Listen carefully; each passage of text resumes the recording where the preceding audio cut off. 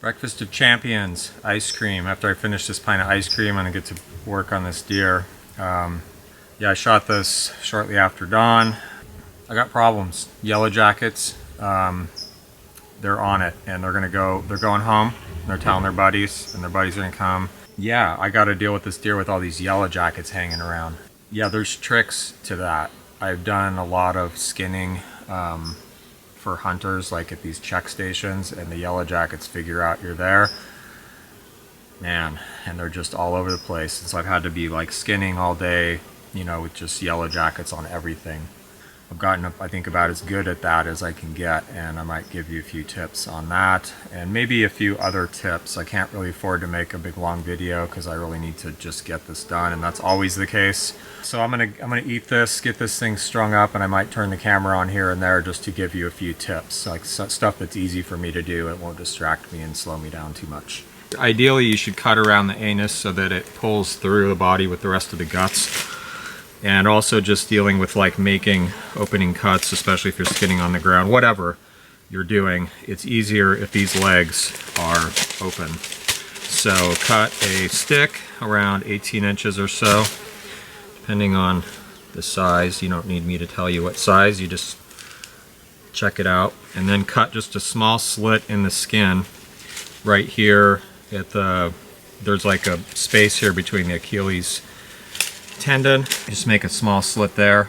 Try to avoid cutting through this gland right here where this tuft of hair is. You should just always avoid cutting through that and handling it too much. And then just tuck your stick in there.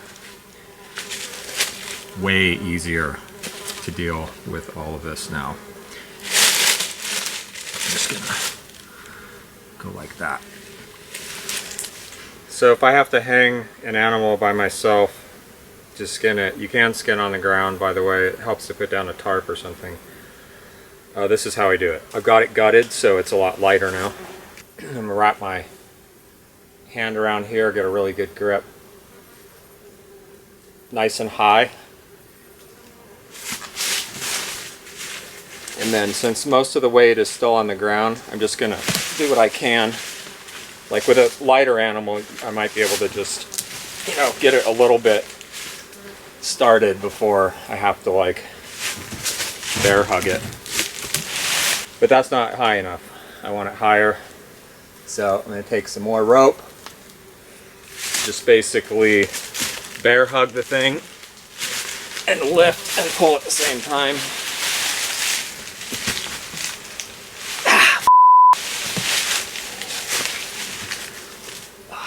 Start over here. One more time around the neck if I can. Just get a little more.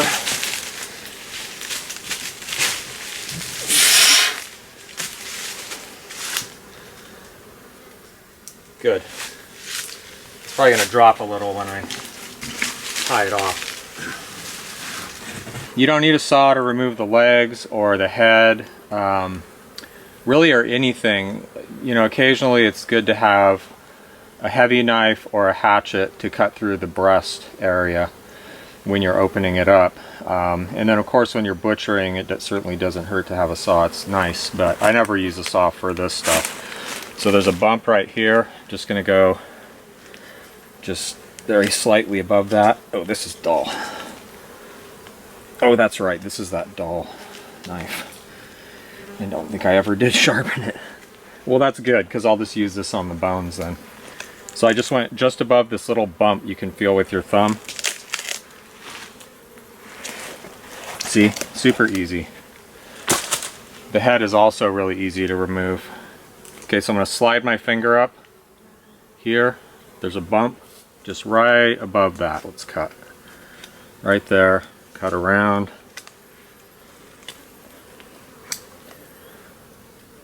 I mean, you can say, yeah, but a saw is faster, so what? You know, you got to carry the thing. It's just another piece of gear you don't need.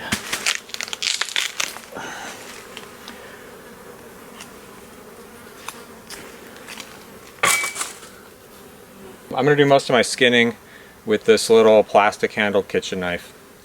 If you think you need a special skinning knife or deer hunting knife, You do not. I've scanned lots of deer and goats and stuff with these knives.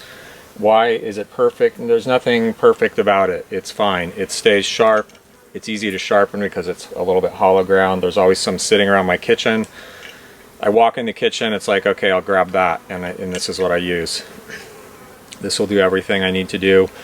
One possible exception is splitting the breastbone here, which it may very well do. It just depends on how old the animal is and how tough that section is. Just hit it on a steel every once in a while.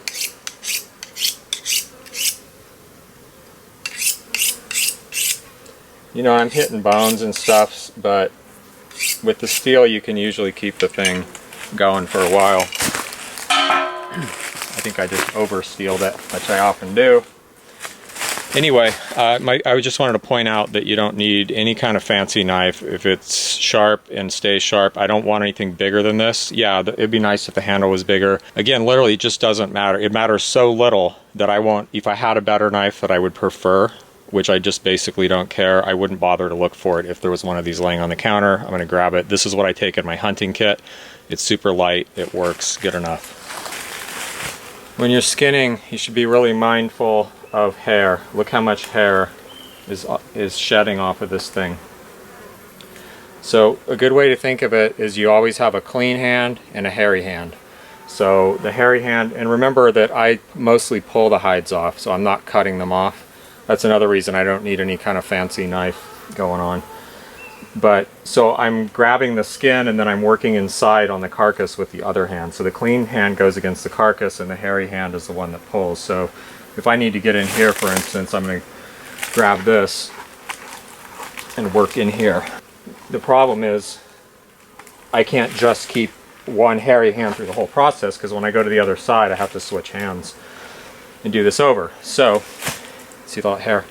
If it's not too bad, you can just wipe it, rinse it, whatever you need to do. I'm just saying that this is a good way to think about it and just keep this constant awareness of which hand is the hairy hand and which hand's the clean hand. Good knife holder when you're not working. Here, up here somewhere in the rib cage, somewhere where you're not going to reach in there and get yourself cut while you're skinning. Now I have another video all about this, so you can go watch that for details, and well, I'll make a better deer one sometime. But you see, all I've done is open up the front here and got that mostly freed. Started the neck, got these two sides of the neck and around the shoulder done, and now I can just start pulling the skin off. This is a little easier if you hang it from the head. I've done a lot of my skinning the other way around, but anymore I prefer to do it by the head. Maybe because I'm not as young and strong and tough as I used to be. Now if you were spending your time, imagine spending your time cutting all of this off. Why? You know, waste of time. Even if you don't want to save the hide, which of course I do because I'm a tanner, and this is a valuable, it's going to be a perfect hide, you know, it's a headshot. Perfect hide. Anyway, even if you don't want to, you're still wasting your time sitting around trying to cut this off when you can just pull it off. Occasionally you'll get a deer that's real tough. Certain areas will be tough and you might want to use a knife. But if you watch a professional butcher, they don't sit there and cut the hide off. They do what I did, and they get it prepared and then they pull most of the hide off. And it's amazing to watch a really good, experienced butcher skin an animal this size. They just, man, tear that thing off. So if you get a skin from a hunter, it'll usually be cut up all in the middle here where they're trying to like cut it off the back. If you get a skin from an experienced butcher, they usually have long cut marks along the flanks and in a few other spots where they prepared the carcass just like I did, but then they pull it off, so the center is usually a little bit better, which is good, but they're still usually pretty bad. If you don't skin hides yourself, it doesn't matter. People will say, oh, I'll skin it real good for you, but they don't even know what that means. You know, they think it means not leaving meat and fat on the hide, but I don't care about that. I just care about cut marks in the skin. I can flush off any amount of fat and meat really easy. So if someone says that and they're like, oh yeah, I'll bring you the hide and I'll skin it real good for you, just nod your head and smile and accept it graciously. But that ain't gonna happen. You know, one time in 50 maybe. Because people just don't understand. They don't know how to do it. They don't understand what you want. You can try to explain it, but I've just found it's pretty pointless. There you go. Perfect carcass, perfect hide, less work. At least less time. I mean, it is some work to pull that thing off, but it's not so bad.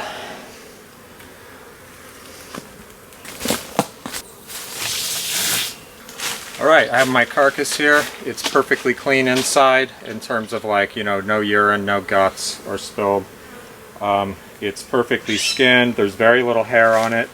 There's a little bit because this guy was just shedding a whole lot, and there's only so much you can do. But trust me, if you're not careful, the thing will be covered in hair.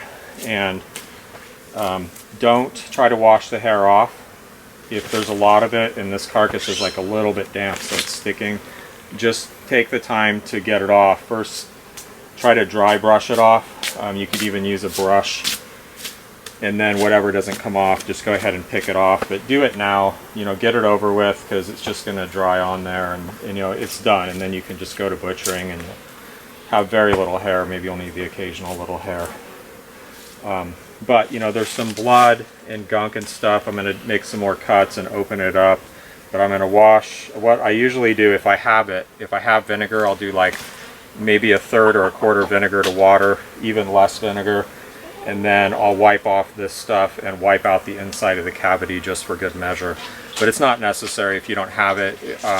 If you do a really clean job like this, you really don't have to do anything. You can even leave this blood and just let it dry, like if you're, you know, if you're in camp or something like that. If I'm at home and I have some vinegar handy, I'll just splash some in a bowl of water and just kind of clean this up and wipe down the inside for good measure. The vinegar can help, you know, kill bacteria and leave a little bit of a unfriendly environment until the meat dries and forms like a dry skin all over it. That'll protect the meat from the entry of bacteria. Oh, and the yellow jackets didn't turn out to be that bad, surprisingly. There's actually quite a few, but most of them are on the gut pile over here, so I guess that's a good tip. Leave the gut pile close by. They seem more interested in that. But there are a few, but here's some tips for dealing with them. Number one, don't be afraid of them. They're not out to get you. They are not, trust me. I slap them, shoo them, anything. Just don't worry about that. They're not after you, they're after the food. The ones that attack you are the ones at the nest. The ones at the nest are there there's certain bees that are there to guard the nest. So when you step on the nest, they get all mad and they come out and sting you. These guys will not attack you. They'll land on your hands or whatever and try to eat stuff off your hands, but they won't attack you. With that said, they will try to land on you and eat stuff off of your hands. So if you feel that, don't close your fingers. Just flick your hand like that to get them off. And you can slap them like off of stuff and out of the air usually, but keep your fingers closed like this and smack them, because if you catch them between your fingers, that's when you usually get stung. And that's the same if they land on your hand and you close your fingers a little bit, they'll sting you because they feel trapped. And yeah, just remain calm. And if you got them like all over the... So if you do have them all over the carcass, just remain super hyper aware of anything that you grab. Every time you grab the skin or the meat or something, you know, you just need to check, because otherwise you're going to grab one of them and then it's going to sting you. It can be done. You're going to get stung occasionally if it's, you know, if there's really a lot of them. It's really unfortunate, but most of them you can avoid by just being hyper vigilant about what you're grabbing. Now if the animal was gut shot, then you need to get in here and really wash it with water, if at all possible. Wash it out as soon as possible with a hose, and then also wipe it down with this vinegar water.